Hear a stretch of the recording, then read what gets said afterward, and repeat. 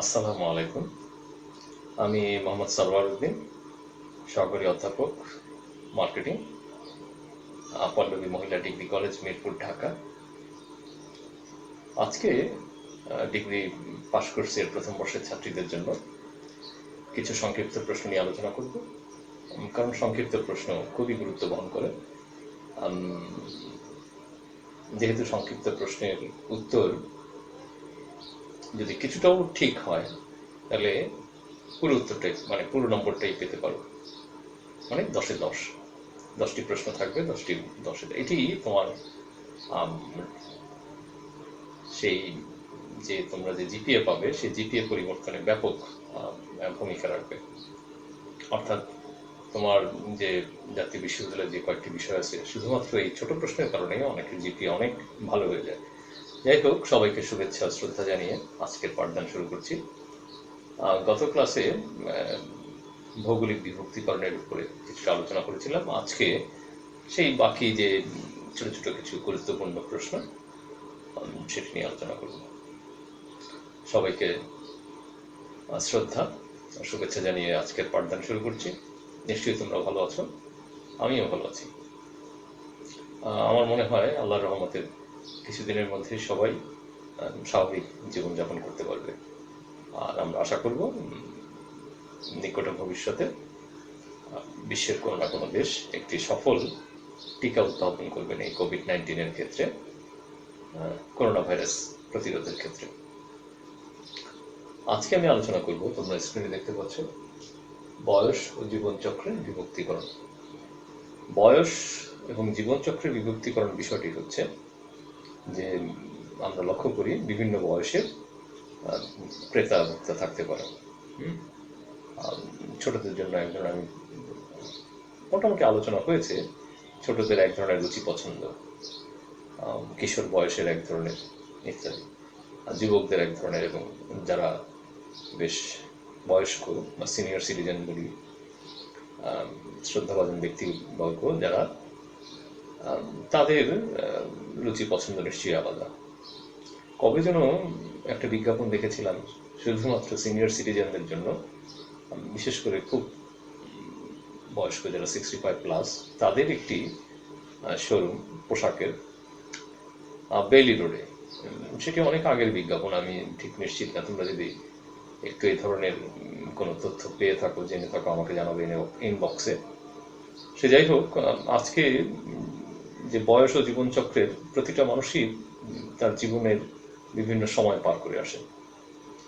সুতরাং এই যে বয়স এবং জীবনচক্রের বিভিন্ন স্তরে মানুষের রুচি পছন্দ যেহেতু আলাদা হয়, সেজন্য বিপণনকারীকে বিভিন্ন বয়সের যে ক্রেতা ভোক্তা, তাদের পছন্দ অনুযায়ী আমরা পণ্য বা সেবা বিপণন করতে থাকি। সেটা হতে পারে পোশাকের ক্ষেত্রে, হতে পারে সেবা পণ্য, যেমন সেলুনের ক্ষেত্রে দেখি ইয়ং জেনারেশনের যে চুলের স্টাইল। এবং এবং আমরা রিসেন্টলি খুব অবাক হয়ে লক্ষ্য করছি, যেটা বছর দশেক আগেও ছিল না, যে পার্লার। শুধুমাত্র আমরা ছোটবেলা থেকে দেখে আসছি যে মেয়েদের জন্য পার্লার হয়, কিন্তু আমরা অবাক বিস্ময়ে দেখছি ছেলেদেরও ইদানিং পার্লার হচ্ছে। অর্থাৎ সেখানে শুধুমাত্র চুল দাড়ি কামানো বা গ্রুমিং করবে শুধুমাত্র চুল আর দাড়ির উপরে, তা নয়, তার পুরো সৌন্দর্যের দিকে তারা মনোনিবেশ করছে সেই সেবাদানকারী প্রতিষ্ঠানগুলো। তোমরা নিশ্চয়ই ফেসবুকে তোমরা দেখে থাকবে, বা বিভিন্ন পশ এরিয়ায়, যেমন ধানমন্ডি, গুলশান, বনানী ইত্যাদি এলাকায় এই ধরনের, আমার ধারণা মিরপুরেও আছে, নিশ্চয়ই জানাবে তোমরা। তো এই ব্যাপারে বিখ্যাত লেখক ফিলিপ কটলার, গ্যারি আর্মস্ট্রংয়ের সংজ্ঞা, age and life cycle segmentation is dividing a market into different age and life cycle groups.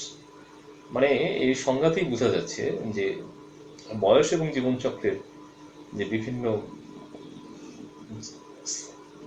স্তরে, বিভিন্ন সময়ের প্রেক্ষাপটে নিশ্চয়ই প্রত্যেকের রুচি পছন্দ আলাদা হয়ে যাবে, এবং সেই অনুযায়ী ক্রেতাদেরকে ভাগ করে, অর্থাৎ ভাগ বলতে সেই পণ্য বা সেবা নির্দিষ্ট ক্রেতা ভোক্তাদের জন্যই পণ্য বা বাজারজাতকরণ করা, পণ্য বা সেবা বাজারজাতকরণ করা বা পণ্য বিপণন করা, এটি হচ্ছে মূল কথা। তারপরের ছোট প্রশ্ন, অর্থাৎ তোমরা যদি খুব সংক্ষেপে একটা লাইনে লিখতে চাও যে বয়স ও জীবনচক্রে বিভক্তিকরণ এক, যেটার নম্বর এক, তাহলে কি লিখবে? সহজ একটা লাইন। আমি তো আসলে তোমাকে এতক্ষণ বোঝালাম, এত কথা লেখার দরকার নাই, যদিও আমরা বিশ্বাস করি অনার্সে প্রচুর লিখতে হয়, কিন্তু কিছু কিছু ক্ষেত্রে মোদ্দা কথা, যেটা মূল কথা, যেটি প্রশ্নে চাওয়া হয়েছে, সেটার উত্তর প্রথমে এক লাইন দিয়ে, তারপরে তুমি যদি তোমার সময় থাকে, তোমার হাতের লেখার গতি সেই রকম থাকে, মিনিটে 20টি শব্দ বা 25টি শব্দ, তাহলে তুমি তোমার মনের মাধুরী মিশিয়ে অনেক লিখতে পারো। সেটা শিক্ষককে নিশ্চয়ই প্রভাবিত করবে, যে আমার এই অনার্সের স্টুডেন্ট, যে তাকে আমি কি করে কম নম্বর দিব। নিশ্চয়ই যুক্তিসঙ্গত প্রশ্নের উত্তর তোমরা দিবে। এই ছিল বিষয়। তাহলে আমি যে কথাটি একটু আগে বললাম, যে তাহলে একের উত্তর কেমন হবে, যেমন ধরা যাক প্রশ্ন হচ্ছে বয়স ও জীবনচক্রের বিভক্তিকরণ। এটির উত্তর হচ্ছে যে সিম্পলি একটা কথা, বয়স ও মানুষের জীবনচক্রের বিভিন্ন সময়কে ভিত্তি করে যখন পণ্য বা সেবা বিপণন করা হয়। Very simple. হ্যাঁ, এতটুকু দিলেই তুমি 1 নম্বর পাবো। এরপরে হচ্ছে লিঙ্গ ভিত্তিক বিভক্তিকরণ। লিঙ্গ মানেই বুঝতে পারছো পুরুষ মহিলা, যদিও এখন আমরা তৃতীয় লিঙ্গ বলে একটা শব্দ বেশ প্রচলিত। আমরা ভারত সরকার এই তৃতীয় লিঙ্গকে খুবই গুরুত্ব দিয়ে বিবেচনা করছে। তাদের চাকরি, লেখাপড়া, সামাজিক যে যে বিষয়গুলি আছে, বিশেষ করে সামাজিক দায়বদ্ধতা একটা সরকারের পক্ষে, সেটিকে উপেক্ষা করা যায় না। সেই তৃতীয় লিঙ্গের জন্য তাদের অনেক বরাদ্দ। তেমনটি বাংলাদেশ সরকারও সেই সিদ্ধান্ত নিচ্ছে। অর্থাৎ লিঙ্গভিত্তিক যে আমরা এতদিন জেনে আসছি যে শুধু পুরুষ মহিলা এবং তাদের রুচি পছন্দ আলাদা, নিশ্চয়ই আলাদা, তাদের জন্য পণ্য যখন তৈরি করা হবে, পণ্য বা সেবা নিশ্চয়ই আলাদা হবে। এটিই হচ্ছে লিঙ্গভিত্তিক বিভক্তিকরণের একটি মূল সংজ্ঞা। অর্থাৎ সংক্ষেপে বললে বলা যায় লিঙ্গকে ভিত্তি করে বাজারকে ভাগ করা। এই হচ্ছে বাজারকে ভাগ করে পণ্য বা সেবা বিপণন করা। এক লাইন বা 2 লাইন, তুমি নিশ্চিত নাম্বার পেয়ে যাচ্ছ। তাহলে আমি বোঝাতে চেষ্টা করলাম যে তোমরা নিশ্চয়ই বুঝতে পারছো, লিঙ্গভিত্তিক বাজারজাতকরণ হচ্ছে যে পুরুষ, মহিলা এবং তৃতীয় লিঙ্গ, তাদের রুচি পছন্দ নিশ্চয়ই আলাদা। আমরা লক্ষ্য করি আমাদের দেশে তৃতীয় লিঙ্গের পিতা যারা ভোক্তা আছেন, এখন তাদের অধিকার আদায়ের জন্য তারা বিভিন্নভাবে প্রচেষ্টা চালাচ্ছেন। আমরা এমনও হতে পারে যে অদূর ভবিষ্যতে তৃতীয় লিঙ্গের কোটা ব্যবস্থা হয়তো নিশ্চিত করা হবে প্রতিটি শিক্ষা প্রতিষ্ঠানে, সরকারি প্রতিষ্ঠানে, বেসরকারি প্রতিষ্ঠানে। জানি না কবে হবে, হতে পারে। প্রিয় শিক্ষার্থী, তাহলে এই লিঙ্গভিত্তিক সংজ্ঞার যে লিঙ্গভিত্তিক বাজার বিভক্তিকরণের বিখ্যাত লেখক ফিলিপ কটলার, গ্যারি আর্মস্ট্রং একটি সংজ্ঞা দিয়েছেন। সেটি হচ্ছে gender segmentation is dividing a market into different groups based on gender. Very simple. অর্থাৎ বেস অন জেন্ডার, লিঙ্গের উপর ভিত্তি করে যখন বাজারকে ভাগ করা হয় এবং পণ্য সেবা বিতরণ করা হয়। I repeat this definition, you should understand. Gender segmentation is dividing a market into different groups based on gender. এই হচ্ছে ফিলিপ কটলার, গ্যারি আর্মস্ট্রং এর সংজ্ঞা। আমরা ধরেই নিচ্ছি, বিশেষ করে এই অংশে আমরা যতগুলি সংজ্ঞা ডেফিনেশন প্রেজেন্ট করব, বেশিরভাগই ফিলিপ কটলার এবং গ্যারি আর্মস্ট্রং এর। প্রিয় শিক্ষার্থী, পরের যে সংক্ষিপ্ত প্রশ্ন সেটি হচ্ছে আয় ভিত্তিক ইনকাম সেগমেন্টেশন, আয় ভিত্তিক বিভক্তিকরণ। আমরা লক্ষ্য করি যে সমাজে প্রতিটি মানুষের আয় একরকম নয়। বিভিন্ন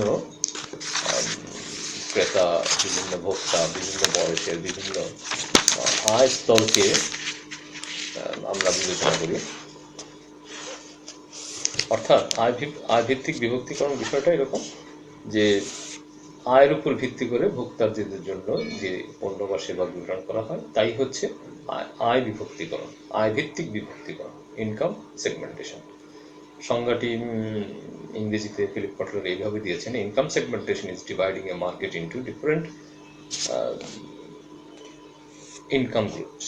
অর্থাৎ বিভিন্ন আয়ের সমাজে যে আমরা বৃত্তের কথা দেখি, সমাজে বিভিন্ন বৃত্তের মানে সম্পদের বিভিন্ন বৃত্তের যে জনসাধারণ ভোক্তা, তাদের আয়ের উপর ভিত্তি করে, অর্থাৎ এক নয়, অর্থাৎ এই যে বিভিন্ন বিভিন্ন যে লেভেলের যে জনসাধারণ, অর্থাৎ বলা যায় যে উচ্চবিত্তের, মধ্যবিত্তের, নিম্নবিত্তের, যদিও পশ্চিমা দেশে এটিকে আরো তিনটি করে ভাগ করা হয়েছে, 9টি স্তর বা 9টি ভাগ আছে এই আয় মানে বৃত্তের, অর্থাৎ উচ্চবিত্ত, উচ্চ মধ্যবিত্ত, উচ্চ নিম্নবিত্ত।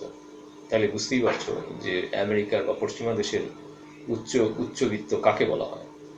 নিশ্চয়ই বিল গেটস, বেবোস, আমাজনের মালিক ইত্যাদি।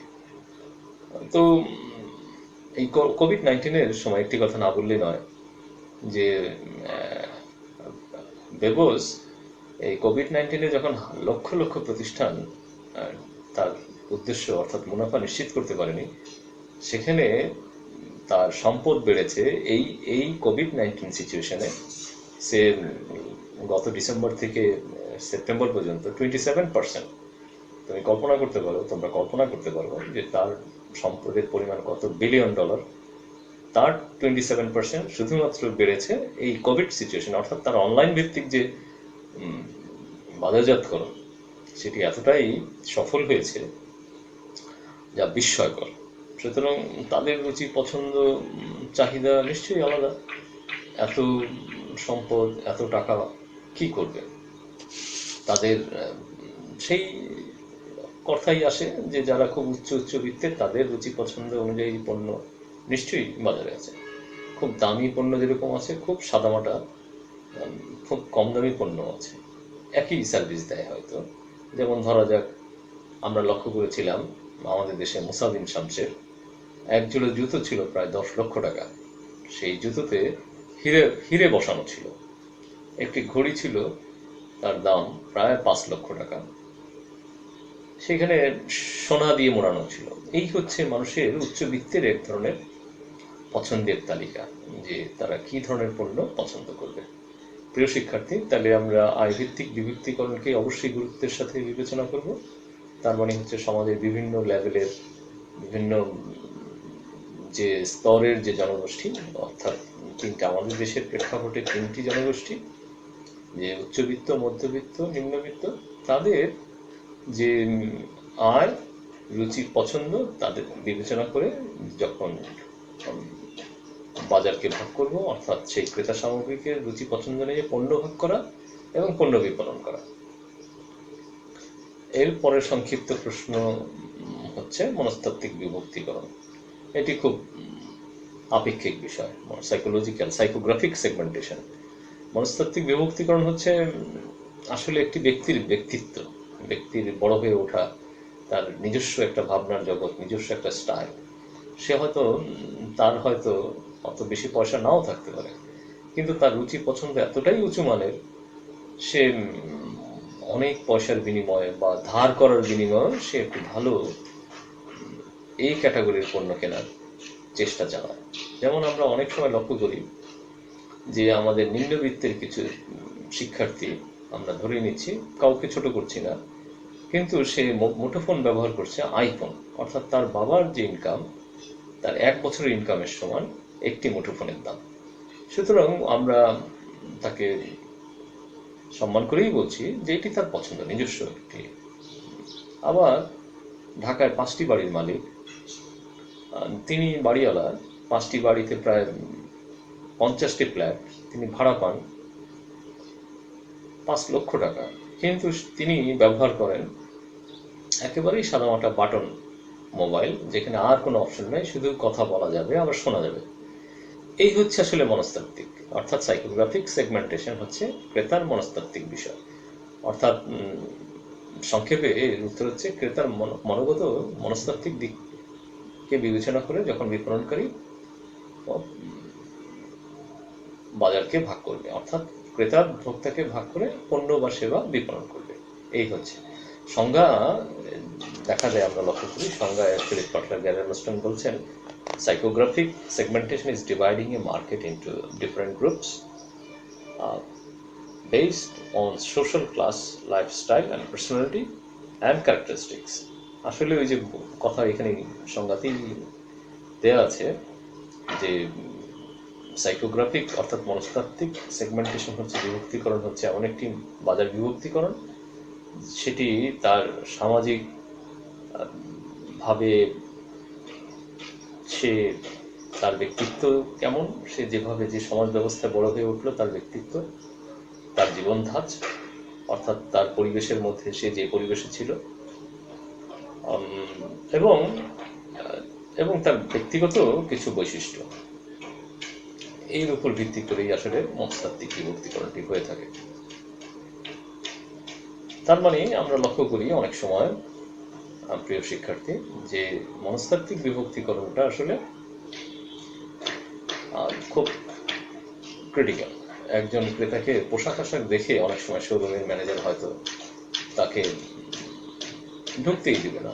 আমরা এমনও অনেক কথা শুনেছি সোনারগাঁ হোটেলে, পুরন ঢাকার ইসলামপুরে কাপড়ের ব্যবসায়ী, ওনারা আগের দিনের কথা, প্রায় 20 বছর আগের কথা, গল্পটি আমার শোনা, যে এরা এতটাই পয়সার মালিক কিন্তু কখনো প্যান্ট শার্ট পরেন না, লুঙ্গি পরেন। কিন্তু ওনার কোনো এক শিল্প ব্যবসায়ের মনে হলো যে উনি সোনারগাঁয়ে হোটেলে, বাংলাদেশের সবচেয়ে সেরা হোটেল, সেখানে যে একটু চা নাস্তা করবেন। কিন্তু দুঃখের বিষয়, সোনারগাঁ হোটেল কর্তৃপক্ষ সেই ভদ্রলোককে প্রবেশ করতে দেননি। বিষয়টা হচ্ছে সোনারগাঁ প্যান প্যাসিফিক হোটেল, যেটা বর্তমানে নাম পরিবর্তন হয়েছে রূপসী বাংলা, একসময় বিদেশিদের দ্বারা পরিচালিত হতো, খুব সুনাম ছিল এই সোনারগাঁ হোটেলে।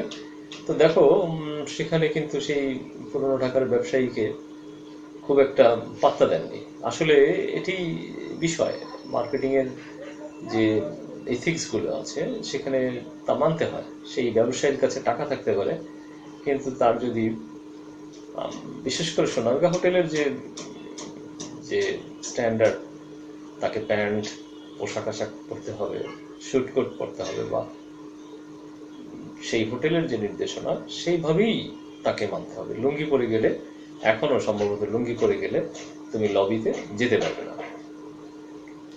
যদিও এই ব্যাপারে আমরা প্রচুর, আমাদের প্রবাদ আছে যে মানুষকে পোশাক দিয়ে বিবেচনা বিচার করতে হয় না। আমরা খুব ভালো করে জানি এই ধরনের প্রচুর উদাহরণ দেওয়া যেতে পারে। প্রিয় শিক্ষার্থী, এরপরে ছোট প্রশ্নটি হচ্ছে আচরণিক বিভক্তিকরণ, বিহেভিয়ারাল সেগমেন্টেশন। আসলে আচরণ হচ্ছে সে অনেকটা মনস্তাত্ত্বিক বিভক্তিকরণের মতোই। ভোক্তার মনোভাব, আচরণ হচ্ছে সেই মুহূর্তে আসলে ক্রেতার যে মনোভাব। একজন ক্রেতা হয়তো এই পণ্য জীবনে নাও কিনতে পারেন, কিন্তু বিক্রেতার কথা শুনে সে হয়তো তার মত পরিবর্তন, এটাই হচ্ছে বিহেভিয়ারাল প্যাটার্ন। এবং এই কারণেও কিছু কিছু পণ্য বিক্রয় কেন্দ্রে রাখতে হয়। অর্থাৎ আচরণিক বিভক্তিকরণ হচ্ছে ভোক্তার মনোভাব, ব্যবহার, পণ্যের প্রতি যে তার সাড়া, এর উপর ভিত্তি করে যখন বাজার বিভক্তিকরণ করা হয়, তাই হচ্ছে আচরণিক বিভক্তিকরণ। অর্থাৎ বলা যায় যে behavioural segmentation is dividing a market into groups based on consumer knowledge, attitude, use or response to a product. যেমন ধরা যাক, অনেক সময় অনেক পিতা বা অনেক প্যারেন্টস, বলা যাবে যে পিতামাতা খুব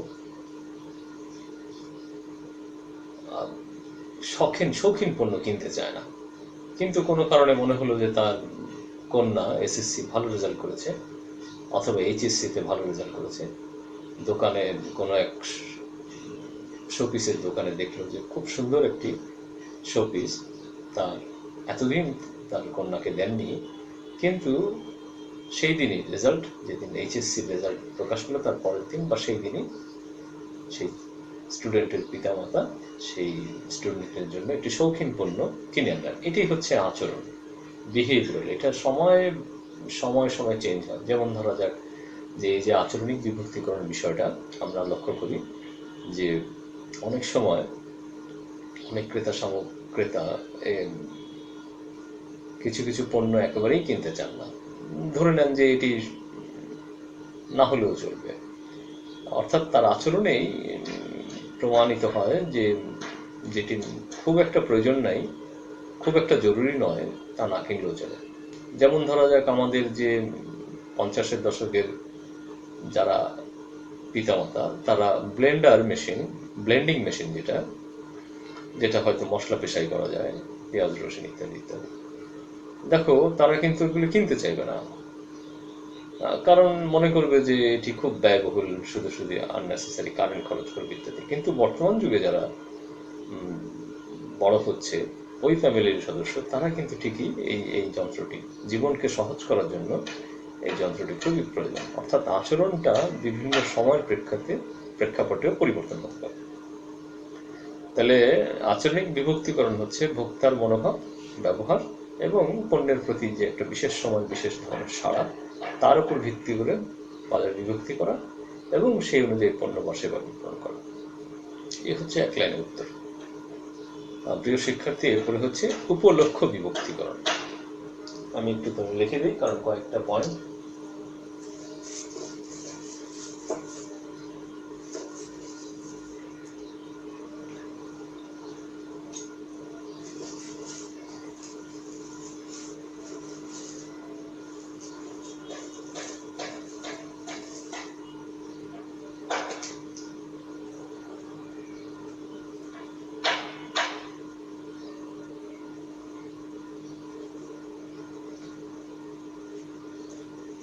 উপলক্ষ্য বিভক্তিকরণ, অকেশন সেগমেন্টেশন। তাহলে অকেশন সেগমেন্টেশনটা হচ্ছে, প্রিয় শিক্ষার্থী, যে বিভিন্ন অকেশনে আমাদের সমাজ ব্যবস্থায় আমরা লক্ষ্য করি মুসলমান, হিন্দু, বৌদ্ধ, খ্রিস্টান বিভিন্ন বছরে বিভিন্ন সময় তাদের খুব গুরুত্বপূর্ণ অনুষ্ঠান হয়ে থাকে। যেমন আমরা মুসলিম যারা আছি, তাদের ঈদ, রোজা, কুরবানি, এই উৎসবগুলি খুবই গুরুত্বপূর্ণ এবং সেই উৎসবকে কেন্দ্র করে আমাদের সমাজে বিভিন্ন ধরনের পণ্যের বা সেবার চাহিদা খুব বেড়ে যায়। তোমরা নিশ্চয়ই বুঝতে পারছ যে এই যে তারপরে পহেলা বৈশাখ, হিন্দুদের দুর্গাপূজা, বৌদ্ধদের কঠিন জীবন উৎসব ইত্যাদি, খ্রিস্টানদের বড়দিন। সুতরাং এই সমস্ত বিশেষ দিনে বিপণনকারীরা বসে থাকে না। আমরা তো বড়দিনের যে বিশেষ করে ডিসকাউন্ট সেল দেখি 25শে ডিসেম্বরের, সেই পশ্চিমা দেশের আমি ছোটবেলায় দেখেছিলাম যে এই বড়দিন উপলক্ষে বিভিন্ন স্টোর, শপিং মলে তার স্টকের সমস্ত কিছু বিশাল ডিসকাউন্ট দিয়ে বিক্রি করে দেয়, শেষ করে দেয়, পরবর্তী জানুয়ারিতে তাদের নতুন করে আবার বিজনেস চালু করার জন্য। কিন্তু আমাদের দেশে লক্ষ্য করি যে বিশেষ করে ঈদের দিনে আমাদের সেরকম কিন্তু হয় না। আমরা লক্ষ্য করি ঈদের দিনে আমাদের আরও বিক্রেতারা পণ্যের দাম বাড়িয়ে দেন, যেটা আমাকে খুব ব্যথিত করে। যেমন ধরা যাক পবিত্র রমজানে আমরা প্রায় লক্ষ্য করি যে রমজানের জন্য খুবই জরুরি যে পণ্যগুলি আছে, তেল, ছোলা, ডাল, খেজুর, এগুলির দাম অনেক বেড়ে যায়, যেটি নিশ্চয়ই খুব দুঃখের বিষয়। তোমরা কম্পারেটিভলি, আমি যেটা বলতে চাচ্ছি, পশ্চিমা দেশে যে বড়দিন উপলক্ষে তাদের পণ্যের দাম কমিয়ে দেয়। খোদ স্বয়ং সৌদি আরবও পবিত্র রমজানের সময় অনেক পণ্যের দাম কমিয়ে দেন। এটি নিশ্চয়ই ভাবনার বিষয়, এটি পরে কোনো একদিন আমরা আলোচনা করব। সে যাই হোক, তাহলে উপলক্ষ বিভক্তিকরণটা বিষয়টা হচ্ছে যখন বিপণনকারী বিভিন্ন উপলক্ষে বাজারকে ভাগ করেন, অর্থাৎ সেই বিভিন্ন ক্রেতা সামগ্রীদের জন্য রুচি পছন্দ বিভিন্ন ক্রেতা সমাজে বসবাস করেন, তাদের বিভিন্ন ধরনের রুচি পছন্দের আলাদা হওয়ার কারণে তাদের জন্য আলাদা আলাদা পণ্যের প্রয়োজন হয় বা সেবার প্রয়োজন হয়। সেই জন্য তাদের জন্য উপলক্ষকে ভিত্তি করে যখন বিতরণ করা হয় সমস্ত পণ্য বা সেবা সামগ্রী, তাই হচ্ছে উপলক্ষ বিভক্তিকরণ। ইংরেজি সংজ্ঞাটা হচ্ছে occasion segmentation is dividing a market into groups according to occasions when buyers get the idea to buy actually make their purchase or use the purchase when buyers purchase items. বুঝতে পেরেছ? তার মানে আসলে অকেশন সেগমেন্টেশন হচ্ছে বাজারকে এমনভাবে ভাগ করা যখন বিভিন্ন ক্রেতা গোষ্ঠী তার রুচি পছন্দ অনুযায়ী বিভিন্ন উৎসব উপলক্ষে বিশেষ ধরনের পণ্য বা সেবার প্রয়োজন হতে পারে। আমরা লক্ষ্য করি ঈদের আগের দিন আমাদের নারীরা শাস্তি খুব পছন্দ করে, বিশেষ করে সাজার কথা বলবো না, গ্রুমিংয়ের জন্য তারা পার্লারে খুব ভিড় করেন। এটি গেল একটি ব্যাপার। এবং পরবর্তী এবং তার শাড়ি অন্যান্য ঈদের আনুষঙ্গিক পণ্য সেবা তো কিনবেনি, কিন্তু এই যে গ্রুমিংয়ের ব্যাপারটা এখন খুব পপুলার হয়েছে, যা বিভিন্ন সেবাদানকারী প্রতিষ্ঠান এই পণ্য বা সেবাকে বিশেষ গুরুত্ব দিয়ে আসছে। প্রিয় শিক্ষার্থী, এরপরে আলোচনা করব সুবিধা বিভক্তিকরণ, বেনিফিট সেগমেন্টেশন। বেনিফিট সেগমেন্টেশন হচ্ছে এমন একটি বিষয় যে যখন ক্রেতা বিভিন্ন সুবিধা প্রত্যাশা করে, অর্থাৎ একটা পণ্য থেকে যে শুধুমাত্র একটি সুবিধাই পাওয়া যাবে তা নাও হতে পারে। অর্থাৎ একটা স্পেশাল প্রোডাক্ট, ধরা যাক যে এই পণ্যটা তাকে শুধুমাত্র যে একটি বিশেষ সেবাই দিয়ে থাকবে, যেমন ধরা যাক পাখা, সিলিং ফ্যান, শুধু বাতাস তাকে আরামদায়ক বাতাস প্রদান করবে, এটাই আমরা ধরে নিই। এখন এই সিলিং ফ্যান খুব নান্দনিক হতে পারে, তার পাখায় খুব কারুকাজ থাকতে পারে, সেই সিলিং ফ্যানের সাথে হয়তো লাইট থাকতে পারে, তার মানে হচ্ছে বিশেষ সুবিধা। এটি বুঝাতে চাচ্ছে বিশেষ করে এই বিপণনকারীরা পণ্যের সুবিধার উপর স্পেশালিটি দিয়ে। আমরা কি এমন কোনো ফ্রিজ দেখেছি যেখানে ফ্রিজের সাথেই ওভেন থাকে? তাহলে ওভেন কেনার, আলাদা করে ওভেন কেনার প্রয়োজন হতো না, কারণ বাল্কি একটি ভারী একটি জিনিস ফ্রিজ থেকেই সরাসরি ওভেনে দিয়ে বা একটা সুইচ অন করে। এখন এমন সাউথ কোরিয়া তো এলজি কোম্পানি ব্লুটুথ ফ্রিজ তৈরি করেছে, অর্থাৎ ক্রেতা তার অফিসে বসেই ফ্রিজের ভিতরে ব্লুটুথ বা ইন্টারনেট ফ্রেন্ডলি ফ্রিজ, অর্থাৎ ক্রেতা অফিসে বসেই, কারণ তারা প্রত্যেকেই খুব ব্যস্ত, ঘরে কি আছে না আছে তার দেখে খুব সময় নিয়ে দেখা হয় না, সেজন্য সে হয়তো কোনো একটা রিল্যাক্স সময়ে তার ঘরের ফ্রিজের মধ্যে দেখে নিতে পারে ইন্টারনেটের মাধ্যমে যে কি কি আছে কি কি নাই এবং কোনটা কিনতে হবে। এই বিষয়টি এখন এই খুব যে বলা যায় যে যদি আমরা জেনারেশনের হিসাব করি, ফোর্থ জেনারেশনের ফ্রিজগুলো এখন খুবই আধুনিক, যেটি ইন্টারনেট ফ্রেন্ডলি। তো যাই হোক, তোমরা নিশ্চয়ই দেখবে, এগুলি সব ইউটিউবেই পাওয়া যায়, আমাকে জানাতে পারো। মানে এখন হচ্ছে কি, জীবনযাত্রার মান বৃদ্ধির জন্য ক্রেতাকে সর্বোচ্চ সুবিধা দেওয়ার একটা প্রচেষ্টা। তার মানে সুবিধাজনক বিভক্তিকরণ হচ্ছে ভোক্তারা কোনো একটি পণ্য বা সেবা থেকে ভিন্ন ভিন্ন সুবিধা প্রত্যাশা করে যখন বাজারকে ভাগ করে, মানে ক্রেতাদের জন্য পণ্য বা সেবা ভাগ করে বিপণন করা হয়, তাই হচ্ছে সুবিধা বিভক্তিকরণ। প্রিয় শিক্ষার্থী, আজকের আলোচনা এই পর্যন্তই থাক। নিশ্চয়ই আমরা পরবর্তীতে আরও এই সংক্ষিপ্ত প্রশ্ন নিয়ে আলোচনা করব।